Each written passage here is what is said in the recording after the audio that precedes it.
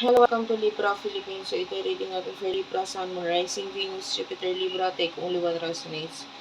Please do like and subscribe, guys. Comment down below.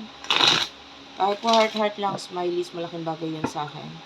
And don't forget to check yung aming Facebook page, Madam P. Ayan. Yung TikTok naman namin, Unicorn Princess Tarot or Unipri, UNIPRI.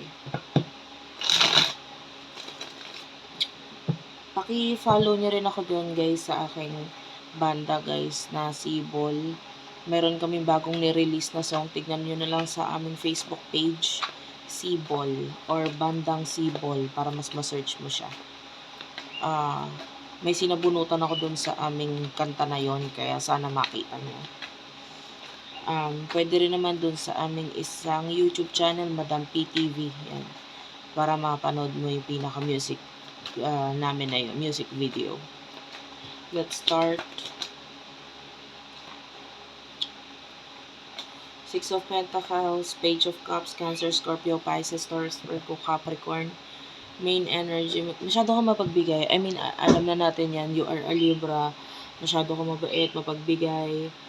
I mean, there are people in your life na dumadating. Minsan saglit lang. Marami ka nabibigay sa kanila. Kasi ganun ka magbigay. But, just so you know, yung mga umaalis kasi they don't deserve you. No? Kasi, yung iba, kaya nawawala sa buhay mo, pinoprotektahan ka ng universe eh. Masyado ka mabait, masyado ka mapagbigay. Ngayon, itong mga taong itong pinagbibigyan mo or tinutulungan mo, the universe can see kung sino yung deserving talaga sa tulong mo or deserving sa, kahit friendship mula sa'yo.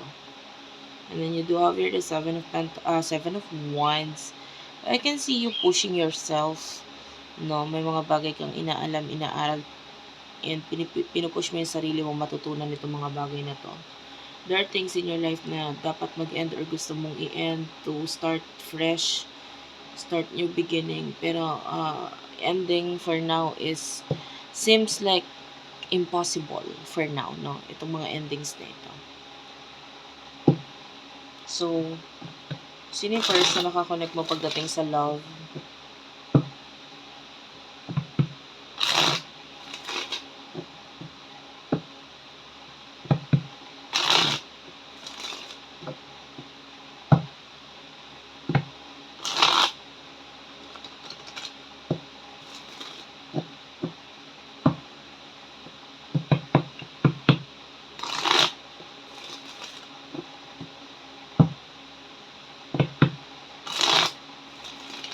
Person na nakakonect mo pagdating sa love, spirit guides, angel guides, for the sign of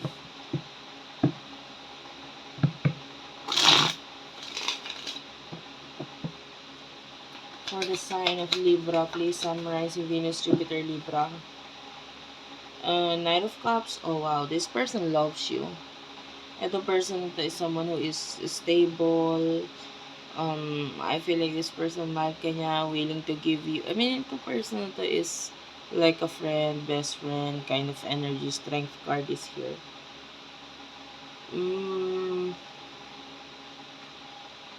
Hindi para sa lahat, pero may pag-iwas ako nakukuha dito sa person na to. Pero yung iba wala naman. But I feel like itong person na to is someone who really do loves you. I don't know kung mas maliit ba siya sa'yo, mas pandak, ganun. Or, minsan, kung ikaw itong maliit, pwedeng minsan ka na niyang inasa regarding your height. Ano yung emosyon ninyo sa isa't isa?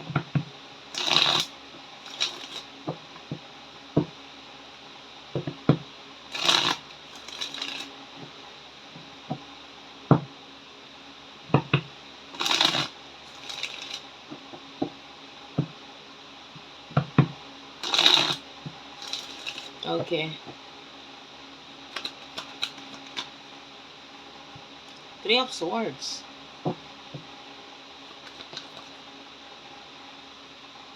The Empress.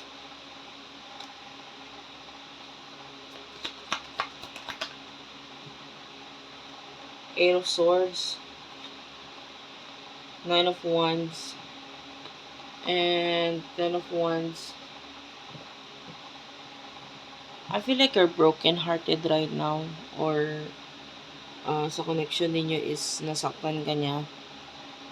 Maybe dahil sa mga pag-iwas na ginagawa niya sa'yo. And so, you are focusing on self-love, self-care, being happier, focus on the things that could make you happy. Isa siya sa nakakapagpasaya sa'yo, pero wala siya eh, di ba? So, you, as much as possible, you are trying to make yourself happy, focus on positivity, positive sa buhay, and, the person that is not there with you.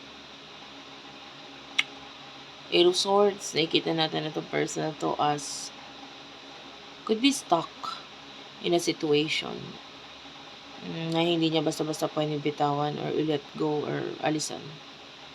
The Nine of Wands, I can see that there's responsibility na very challenging para sa kanya. Responsibility. It could be children, a child, pero na-stuck talaga siya. Hindi niya alam kung anong gagawin niya doon.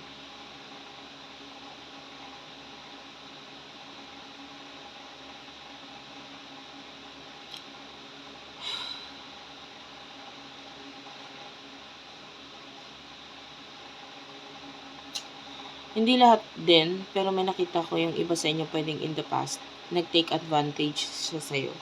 So, kung ano yung mga kaya mong ibigay sa kanya, na ibibigay mo sa kanya.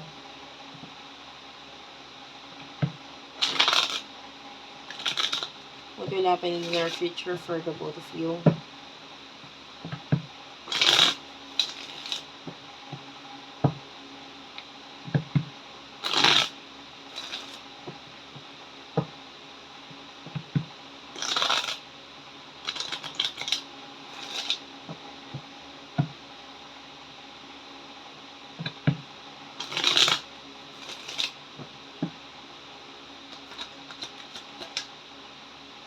Ace of Wands, Page of Pentacles, Three of Pentacles, and the Death card. This is Leo energy. Clarify the Death card. Temperance. In your future, I can see you focusing on new beginnings. May mga new beginning na dadating sa iyo. Offer. Could be offer na mas bata sa iyo, or offer na may kinalaman sa children or a child. I see a lot of positivity sa side mo. Itong person na to, nakakita tayo ng growth sa kanya financially. Well, regarding sa Death card, I can see it could be there's an ending regarding sa paghihintay, and it could be regarding you because pwede naghintay ka dito sa tanto kaya ka nga nasaktan eh. Naghintay ka sa kanya. Pero nandun yung pag-i-end ng paghihintay mo sa taong to kasi focus ko na lang sa self-love and new beginnings, Hindi man, yung iba walang kinalaman sa love, it could be may kinalaman sa money and things like that. Itong person to is medyo magiging mataas ang tingin niya sa'yo in the near future. Mataas naman ang tingin niya sa'yo ngayon. Kakaiba ka kasi. Pero mas mataas pa yung tingin niya sa future sa'yo. Dahil may mga bagay ka ipapakita na magiging dahilan para makita niya yung improvements. More on improvements, guys. Big changes sa pagbubuhay mo. Ang makikita nito person ito. Magugulat siya. This person will be entertained. Sa kung ano yung makikita niya, parang magugulat siya, and then laging nakasubaybay, ganun. Pero hanggang ganun na lang siya muna. Sa ngayon. Hanggang masid, hanggang tingin. Kasi nakakita tayo dito ng mga regrets. Na parang hindi naman niya basta-basta pwedeng tanggalin or alisan. Mga pagsisisi na hanggang pagsisisi lang. Hindi niya mabago yung sitwasyon dahil might be sa pinasok niya na yun. Okay. So, thank you for watching, guys. I love you all, and bye-bye.